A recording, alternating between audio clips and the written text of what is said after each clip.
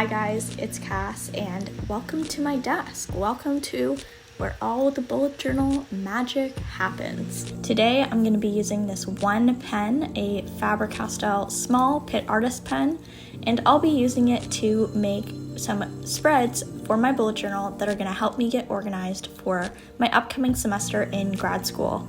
So if you want to see some fun but functional bullet journal spreads that are going to help you get organized for university, high school, or maybe grad school like me, grab a cup of tea or maybe a nice little treat to go with it, and let's all plan together. The first spread I'm making is a timetable so I can see when during the week I have classes. I find this really helpful, especially in the first couple weeks of class when you're not really sure when you need to be where and what's even going on. I just wrote the title, Winter Classes, because this is my timetable for my winter or spring semester. And then I'm going in and adding these succulent doodles. Since it's the month of January and this succulent is my kind of monthly flower or theme, I wanted to make it consistent with the rest of my month. These succulents are kind of blocking off the space at the top, which I'll use to write any notes about schedule changes or a prearranged date when a class is canceled. I'm also writing Monday through Friday across the page, and each column underneath is going to be a space for me to record when I have class. I just wrote the times from 9 to 6 because that's when my classes are, but obviously include the times that best suit your own schedule. And then I'm just quickly doing a little border around the note space just to add a bit more structure. This is probably the most important spread in this setup, and that is my due date calendar. This spread is a place for me to write down every single due date I have in the semester, whether that be a giant exam or a small assignment.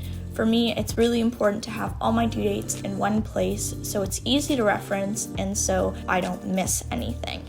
I like to keep these due dates separate from my future log and my monthly calendar because I find that having them separate allows me to really focus on referencing just the due dates and they don't get kind of lost in other appointments or other things going on in my life, if that makes sense. Essentially at the top, I made this really big, long succulent that goes across both pages and wrote in the corner the month. For each week, I just took a quarter of the remaining part of the page and I wrote in cursive the name of the week, so the week and then the number, and then underneath that I wrote when in the year the week falls.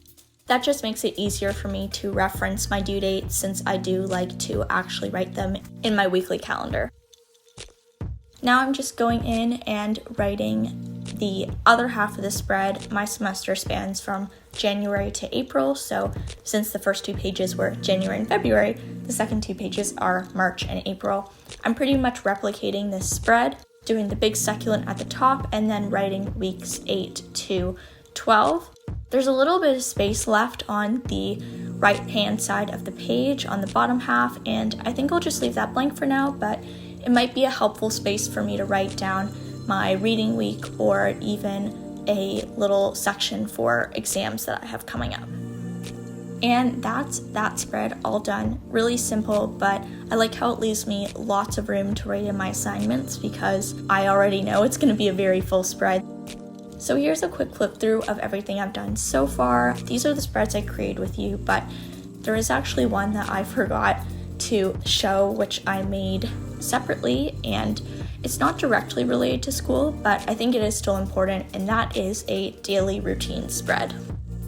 This spread was actually inspired by Benjamin Franklin's daily routine that he has in his book, and what I found helpful from this spread was marking down when I want to ideally do work during the day and when I want to ideally eat meals during the day. Sometimes I can get so caught up doing work, so for me, having it blocked out when I want to eat and work allows me to make sure that I'm taking appropriate breaks. Of course, this routine is not going to be something that's going to happen for me every day. It's more of just a guideline that I can go off of if I'm looking for a bit of structure in my day personally.